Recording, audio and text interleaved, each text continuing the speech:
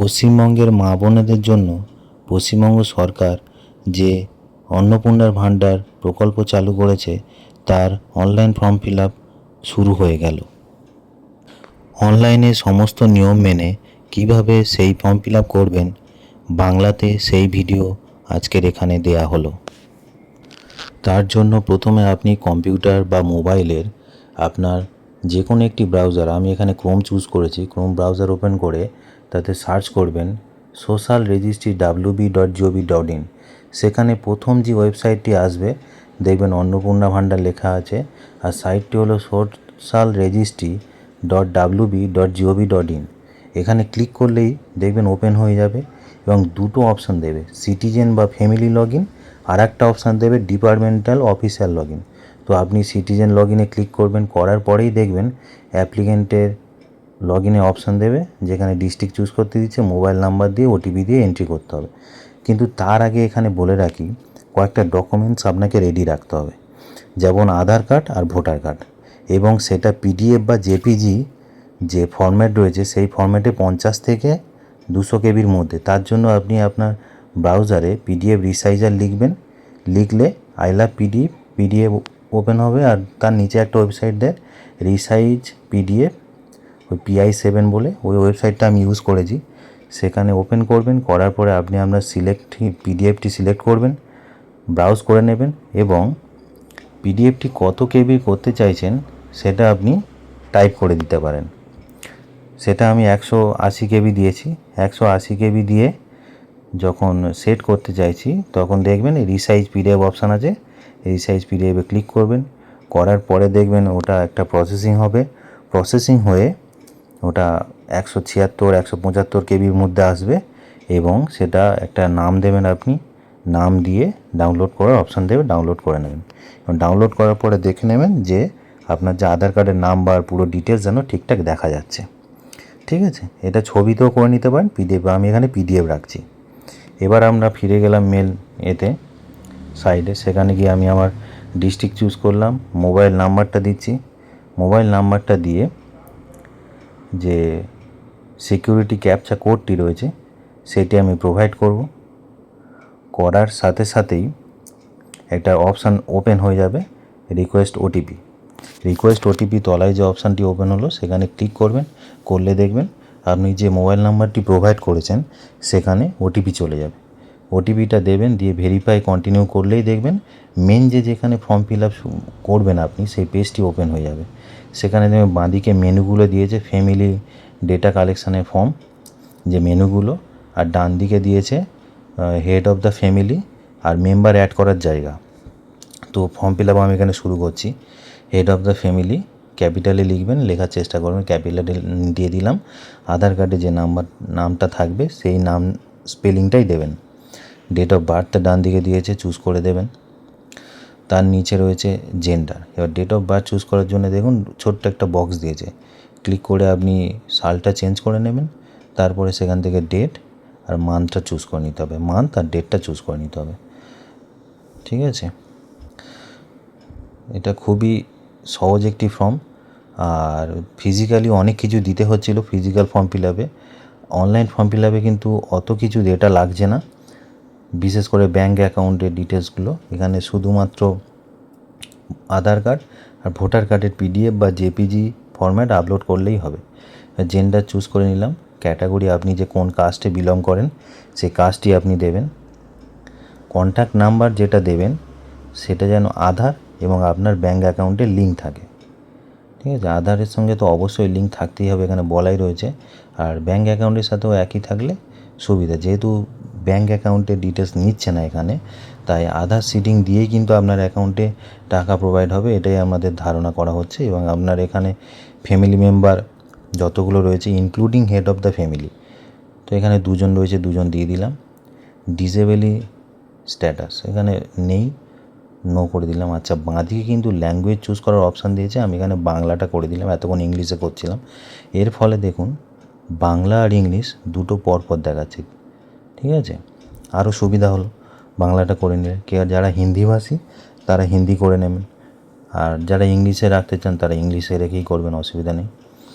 আচ্ছা, এবার আধার কার্ড নাম্বারটা দেবেন, তবে একটা বিশেষ জিনিস বলে রাখি, এই যে সেভড ড্রাফট বলে একটা অপশান দিচ্ছে, সব সময় প্রত্যেকবার একটা যে মেনু রয়েছে সেটা কমপ্লিট হওয়ার পরেই সেভ ড্রাফট, যে একটা পেজ কমপ্লিট হলো সেভ ড্রাফটে কিন্তু ক্লিক করে সেভ করে নেবেন। আধার কার্ডটা লিখলেই সাথে সাথে দেখছেন আধার কার্ডের যে ডিটেলস সেটা দেওয়ার সাথে সাথেই আধার আপলোডের একটা অপশান দিচ্ছে। ঠিক আছে, এখানে বলেই দিয়েছে 50 থেকে 200 কেবি জেপিজি পিডিএফ ফরম্যাটে, জেপিজি বা পিডিএফ ফরম্যাট। তো এখানে ক্লিক করবেন, আমরা যেটা বানিয়ে রেখেছিলাম নাম দিয়ে সেভ করে রেখেছিলাম 180 কেবি, সেটা আমরা চুজ করলাম, করে সিলেক্ট করলাম, করে অন করলেই দেখেন একটা প্রসেসিং হবে এবং ভিউ করার অপশান দেবে। ভিউ করে দেখে নেবেন আপনি ঠিক জিনিসটা আপলোড করেছেন এবং আপলোড করা জিনিসটা আপনার দেখা যাচ্ছে কি ঠিকঠাক। নিচে চলে আসবেন, আসলেই পার্মানেন্ট অ্যাড্রেস দেওয়ার জায়গা। এখানে বলে রাখি অ্যাড্রেস পুরো লিখবেন না, আপনি আপনার শুধু পাড়ার নামটা ডিটেলসটা যেটা আছে সেটা দেবেন। নিচে বাকি district, police code, police station, আপনার হচ্ছে পিনকোড, পোস্ট অফিস সব দেওয়ার জায়গা রয়েছে। শুধুমাত্র এখানে আপনার যে পাড়ার নাম ডিটেলস, আপনার যে ল্যান্ডমার্ক রয়েছে ল্যান্ডমার্ক দিয়ে দেবেন, আর বাকিটা নিচে ডিস্ট্রিক্ট দেওয়ার জায়গা রয়েছে, আপনার ব্লক দেওয়ার জায়গা থাকবে, গ্রাম পঞ্চায়েত দেওয়ার জায়গা রয়েছে, সবই নিচে নিচে দিয়েছে। ওই একটা ঘরের মধ্যে সব লিখে দেবেন না, এখানে শুধু পাড়ার নাম আর আপনার যে ল্যান্ডমার্ক রয়েছে সেই ল্যান্ডমার্ক আর পাড়ার নাম দেওয়ার পরে নিচে আসবেন। ডিস্ট্রিক্ট অটোমেটিক হয়ে রয়েছে যেহেতু আপনি প্রথমে দিয়েছিলেন। এরিয়া টাইপ গ্রাম হলে রুরাল, শহর হলে আরবান দেবেন। পিনকোড এখান থেকে আপনি টাইপ করলেও চলে আসবে, না হলে স্ক্রল ডাউন করবেন, করে নিচের দিকে এসে আপনাকে সিলেক্ট করতে হবে। আপনি যদি স্পিডে টাইপটা করতে পারেন তাহলেও চলে আসবে। ঠিক আছে, ওটা দেখে নেবেন, কারণ এত গায়ে গায়ে সব রয়েছে পরপর, তো খুব একটু এদিক ওদিক হয়ে যেতে পারে, একবার ভালো করে চোখ বুলিয়ে নেবেন। পোস্ট অফিস আপনি আপনার পিনকোড অনুযায়ী পোস্ট অফিসগুলো দেবে, সেখান থেকে আপনার যে নিজস্ব পোস্ট অফিস সেটাকে সিলেক্ট করে নেবেন। পরে চেঞ্জ করার অপশান দেবে সাবমিট করার আগে পর্যন্ত, সাবমিট করার পরে আর কোনো চেঞ্জ করার অপশান এখানে দিচ্ছে না। সাবমিট করার আগে আপনি একবার চেক করে নিতে পারবেন ফাইনাল। যাই হোক, এখন যখন ভরছেন ভালো করে দেখে ভরুন। এখানে পিএস দেওয়ার অপশান দিয়েছে, পুলিশ স্টেশন, তার নিচে দিয়েছে ব্লক, কোন ব্লকে আপনার বাড়ি, মানে কোন অ্যাসেম্বলি কনস্টিটিউশন বলতে পারেন, বিডিও কোন বিডিওর আন্ডারে আপনি বাস করছেন, ব্লক। ঠিক আছে, শহর এলাকার ক্ষেত্রে এমসি মানে মিউনিসিপ্যালিটি কর্পোরেশন, যেটা মিউনিসিপ্যালিটি রয়েছে শহর অঞ্চলের ক্ষেত্রে, আর গ্রাম অঞ্চলের ক্ষেত্রে ব্লক, আর গ্রাম পঞ্চায়েত কোন গ্রাম পঞ্চায়েতে আপনার বাড়ি সেটা আপনি সিলেক্ট করে দেবেন এখান থেকে। ঠিক আছে, এগুলো ধীরে সুস্থে একটু দেখে শুনে করতে হবে, তাড়াহুড়ো করবেন না, কারণ একবার ভুল সাবমিট হয়ে গেলে কিন্তু আর এডিট করার কোনো অপশান দিচ্ছে না এখনও পর্যন্ত। তাই একবার জায়গায় দুবার চেক করে করবেন তাও ভালো, 1 মিনিট দেরি হবে তাও ভালো, কিন্তু সাবধানে করবেন। ভোটার কার্ড ডিটেলস এখানে দিতে হবে। ভোটার কার্ডের দেখুন এপিক নাম্বার চেয়েছে, এপিক নাম্বার মানে আপনার ভোটার কার্ডের নাম্বার, ভোটার কার্ডের নাম্বারটা দেবেন। দেওয়ার পরে ডান দিকে দেখবেন অ্যাসেম্বলি কনস্টিটিউশন নাম্বার দিয়েছে, মানে আপনার বিধানসভা এলাকা কোনটা। ঠিক আছে, বিধানসভা এলাকা। আর পার্ট নাম্বার মানে আপনার অংশ, মানে আপনি কোন বুথের ভোটার সেইটা অ্যাকচুয়াল বোঝাচ্ছে। তো এপিক নাম্বারটা দিলে এখানে গ্রিন সিগনালে ঠিক হয়ে যাবে যদি আপনি ঠিকঠাক দিয়ে থাকেন। আমার এখানে গ্রাম পঞ্চায়েতটা অন্য দেওয়া হয়ে গেছিলো, চোখে পড়লো হঠাৎ করে, পরপর রয়েছে তো এরকম আপনারা ভুল করবেন না, খেয়াল করে নেবেন।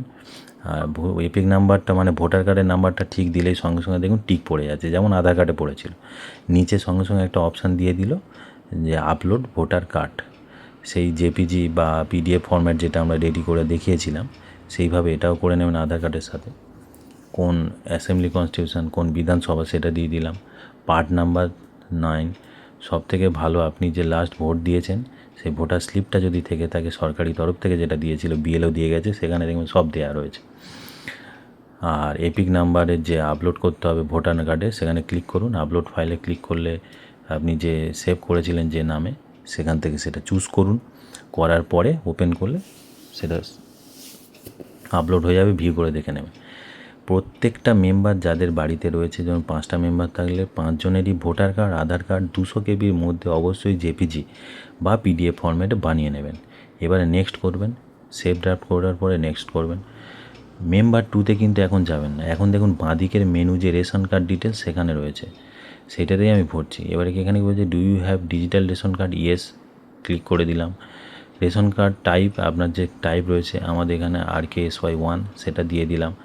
রেশন কার্ডের নাম্বার চেয়েছে, ফিজিক্যাল কিন্তু এখানে চেয়েছিল ফিজিক্যাল ফর্মে রেশনের ফ্যামিলি আইডি চেয়েছিল, এখানে কিন্তু ফ্যামিলি আইডি চাইছে না, এখানে চাইছে রেশন কার্ডের নাম্বার, যে আপনার যে হেড অফ দ্য ফ্যামিলির তার রেশন কার্ডের নাম্বারটা দিলেই হচ্ছে। আর কোনো ফ্যামিলি মেম্বারের কিন্তু এখানে রেশন কার্ডের নাম্বার দিতে হবে না, ওই নাম্বার থেকে ওরা ফেচ করে নিতে পারবে ফ্যামিলিতে কার কার নাম্বার রয়েছে। তাছাড়া যেটুকু চেয়েছি আমরা সেটুকুই দেওয়া উচিত। রেশন কার্ডের নাম্বার এখানে আমরা দিয়ে দিচ্ছি। আর অনেকে যেটা করবে যে আবার মেম্বার 2তে চলে গিয়ে ভরবে না, আগে মেম্বার মানে হেড অফ দ্য ফ্যামিলির কমপ্লিট করবেন সবকটা, যে বাঁদিকের মেনু রয়েছে নেক্সট করে লাস্টে ব্যাক অপশান দেখাবে সব হয়ে গেলে, তারপরে আপনি আবার মেম্বার 2 সব ভরবেন, মেম্বার 3 থাকলে মেম্বার 3 সব ভরবেন, এইভাবে এক একটা মেম্বারে পুরো কমপ্লিট করবেন। মানে এটা দুটো করবেন না, খুব সমস্যা হয়ে যেতে পারে তাতে। দেখুন এবারে সেভ ড্রাফটে ক্লিক করবেন, সেভ ড্রাফটে ক্লিক করলেই আপনার এখানে সাকসেসফুল হয়ে যাবে। এটা কেন বারবার করতে বলছি, কারণ কোনো কারণে ইন্টারনেট কানেকশান চলে গেল, কোনো প্রবলেম হলো, তখন কিন্তু এই পর্যন্ত আপনার ফিল আপ হয়ে থাকবে, এর পরবর্তীকালে লগ ইন করলে।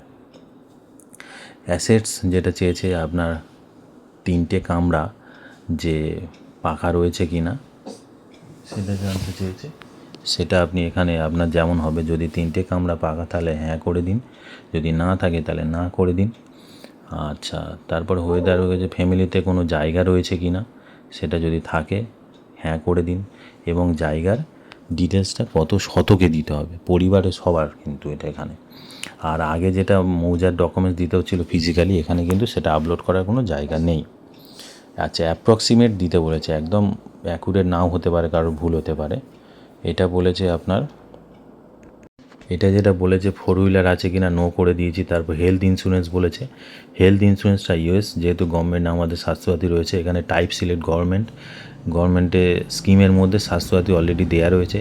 এবার ইউআরএন নাম্বারটা এখানে দিতে হবে, যার ফিজিক্যাল কার্ড বাড়িতে রয়েছে তার উপর ইউআরএন নাম্বার আছে সেটা টাইপ করে দেবেন, যার নেই তার জন্য বলে দিচ্ছি কিভাবে পাবেন। আপনি আপনার ব্রাউজার খুলবেন, স্বাস্থ্যসাথী কার্ড ডিটেলস বলে একটা সার্চ করবেন, করলে দেখবেন আপনার ব্লক নাম্বার, ডিস্ট্রিক্ট, ব্লক, গ্রাম পঞ্চায়েত, ভিলেজ নেম দিলে, আপনার আধার নাম্বার দিলেই দেখবেন আপনার আধার কার্ডে, ফ্যামিলি আধার কার্ডে ইউআরএন নাম্বারটা পেয়ে যাবেন।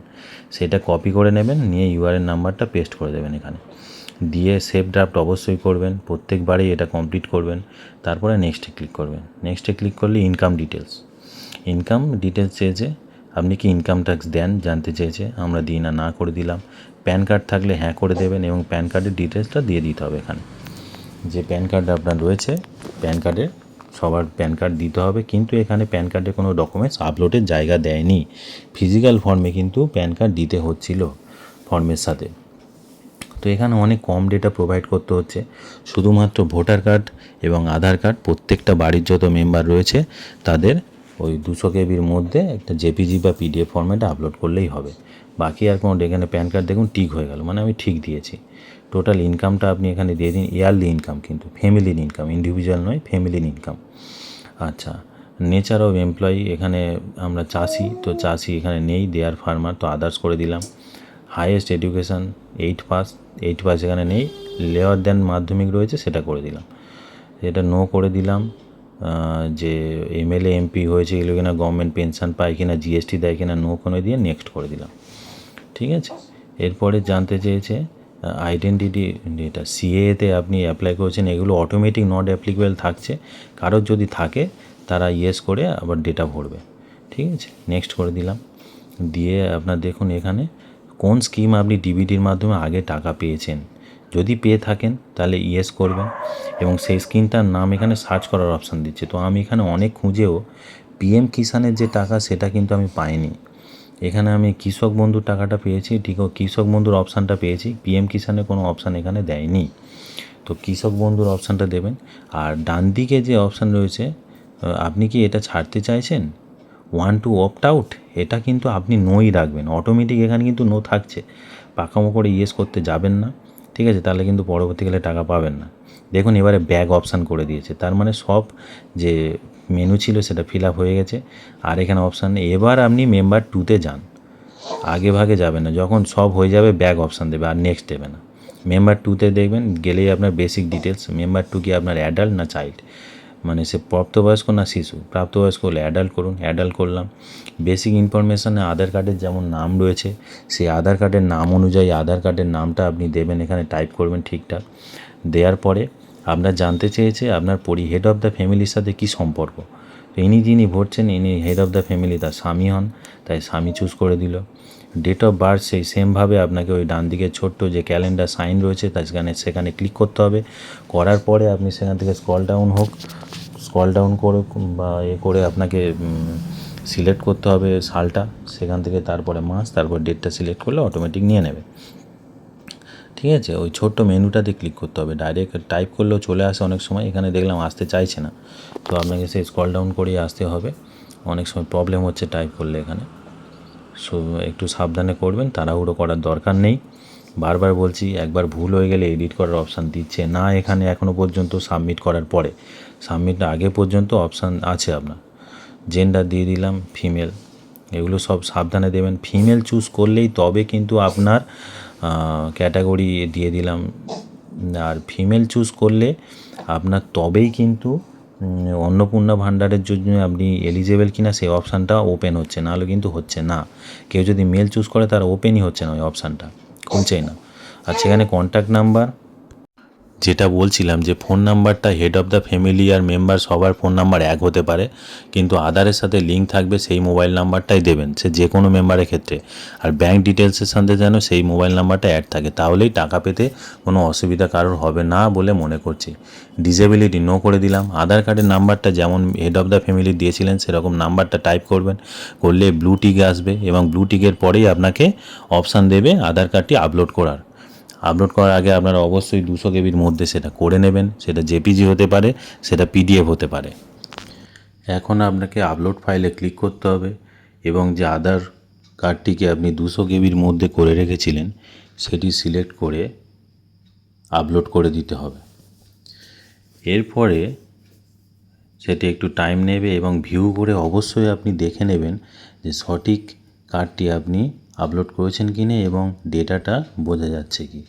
এরপরে নিচে চলে আসবে, দেখবেন voter card details fill up করার জায়গা দিয়েছে, সেখানে আপনি আপনার এপিক নাম্বারের যে অপশান আছে সেখানে আপনি আপনার ভোটার কার্ডের নাম্বারটি দেবেন।